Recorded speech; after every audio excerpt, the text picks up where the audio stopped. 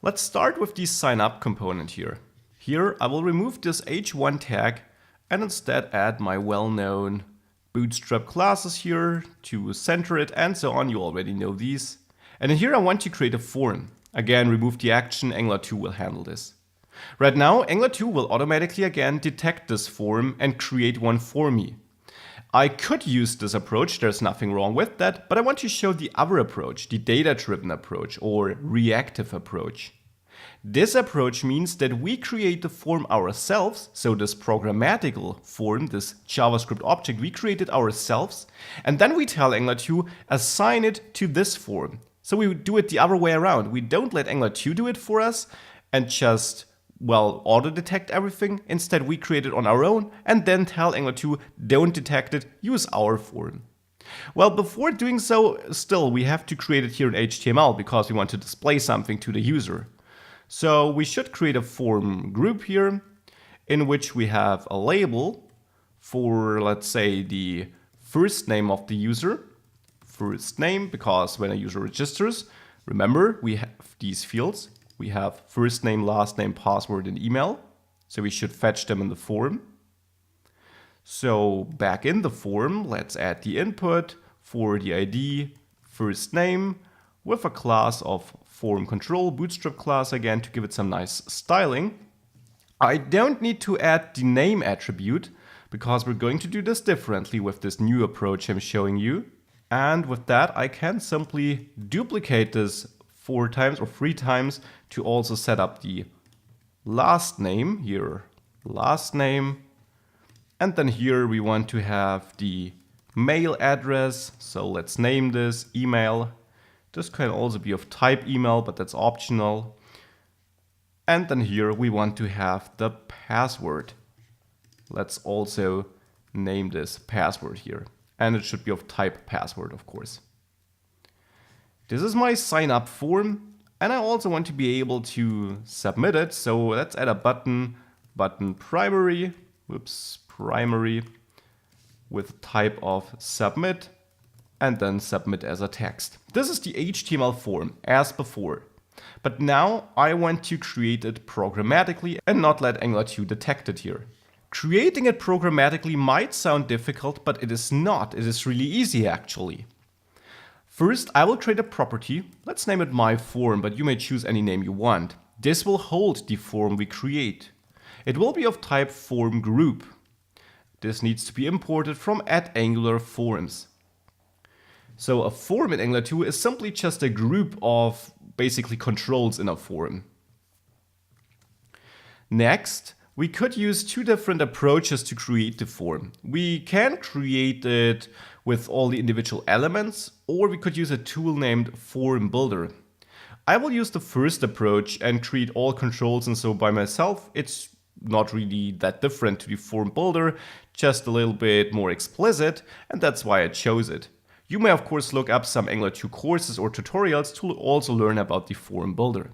Therefore, I want to implement the onInit hook here to create this form. Again, this is a great place to do so because it's a bit of a more heavy thing and I don't want to do that in a constructor. Don't forget to import onInit here at the top and then implement the ng-onInit method such that when this component is created, the form is created as well.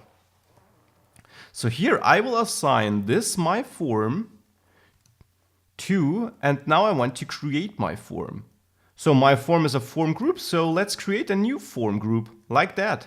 This form group takes a JavaScript object which describes it, and here we register our controls. Remember before in the template-driven approach when I printed the form to the console? It had tons of fields, and all these fields are still created and managed by Angular 2 automatically. All I have to do myself here is tell it which controls does my form have. So this is exactly what I'm passing here. An object containing my controls where the key is always the name of the control and the value is, well, how I configure the control. So I will have a first name control, for example, and the value will be a new form control now. This also needs to be imported from @AngularForms. In here, as you can see, we can pass multiple arguments, The first one is the initial state, so basically the value with which this control is initialized. We could display some default value, but I will keep this to an empty string so that the input is empty at the beginning. You could also pass null here.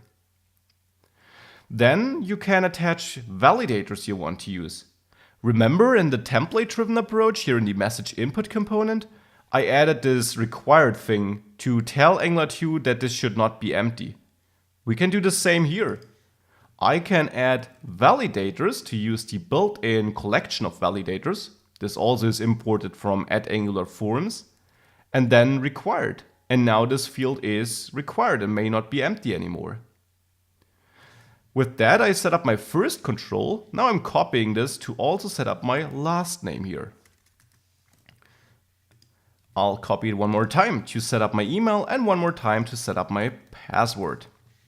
Now, of course, you could also add additional validators, and I will do this for the email. Here, I want to validate that it actually is a valid email address. But I also want to make sure it's not empty, so I want to add 2 validators. Now, you don't add them as multiple arguments like this. Instead, you simply add an array of validators as the second argument now.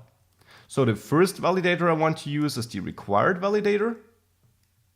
And that's important, again, for the other validators up here too. Don't execute it, don't add parentheses. It should only be a reference to the function which Angular 2 will execute when it checks the validity of this control. And the second validator is also a built-in one, which is the pattern validator. Here I do execute it in parser argument, and this argument should be a string containing a regular expression describing the pattern this input should match. So here I clearly want to match it to a valid email address, and I copied this regular expression. You may choose any regular expression that fits your needs. It's not really a regular expression course. It looks very complicated. In the end, this should make sure that we enter a valid email address, though I will say right away, I chose a decently short one. It doesn't cover all cases. There are better email validators out there which are just very, very long and which I didn't want to use here. So with that, I'm now applying these 2 validators to my email control, and both functions will be executed whenever Angular 2 checks the validity of this control, which it does upon every keystroke. So this creates my own form, and that is all. The remaining step is I need to tell Angular 2, please use this form in this HTML code and don't use the one you created automatically. Doing so is also very easy. On the form itself, I pass a directive which uses property binding, form group. Here, I point to the form I want to use, my form. And this is all. This tells Angular 2, don't use your own form, use mine. And use this one specifically. I also set up ng-submit now to call onSubmit whenever we submit the form. Note, I don't need to pass the form as an argument here. I already do have access in my class here. So here, if I enter or if I add onSubmit, I can already console log this my form because I registered it here as a property in my class. This is one of the advantages of the data-driven approach. I do have very easy access to it. I can fine-tune it when I create it and much more. So this sets up the overall form, but I still need to tell Angular 2 which input here refers to which control in my form. It doesn't try to match this automatically because you might use different names here than you use here, or in my case, I didn't set up the name attribute at all. So in order to tell Angular 2 which input belongs to which control here, I simply add another directive here, form control name, and set this equal to the control name you set up in your object. So here I use first name as a control name. Therefore, since I want to match this input with this control, I pass first name here. Notice we don't use property binding here because this is not a directive or a property where we pass a value in. It's a directive which Angular 2 analyzes when analyzing this whole form. And then it simply takes the value of this quotation here as a control name to match. This is all. This synchronizes this input with this control. Now I'm going to quickly repeat this for all the other inputs here to also match them. Done. So I added the form control name directive to all inputs and matched them with the controls in my custom created form here. Now in order to make this work, I need to change one thing in my app module. For the template-driven approach in two-way binding, I needed to add forms module. For this new approach, the reactive forms approach, I need to add reactive forms module here. So make sure to add this and to also add the import from add_angular_forms. With this, if I now save this and then reload the application, go to sign up, you see this new form. Now let's see what gets logged to the console if I enter something here. Notice that it is red if I don't fill in a valid email address. And now hit submit. You see I now logged my form group, which has the same fields as before, which has a value, which now has my key value pairs I set up programmatically. This is how you use the data-driven or reactive approach, which gives you more control over your form and allows you to create it in code. We can now even fine-tune this a bit more.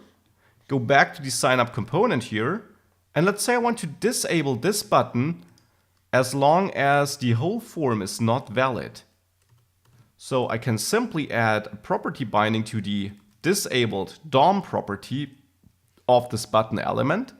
And I want to disable it as long as my form valid is not true. Valid is one of the fields Angular 2 manages for us, where it takes the validity of all inputs together and only turns it to true if all inputs are valid. So with this, if I reload this application or this page, you see the button is now not clickable. I have to fill in valid values into all fields, and now it becomes clickable again. And as soon as I make one field invalid, it isn't. This is how I can set up this form. As a final step, I simply want to add a functionality to reset the form whenever I do submit it. So here I will call this my form reset, like this. So to showcase this a last time, if I now enter something here and hit submit, it is reset thereafter. And with that, we got the sign up form finished.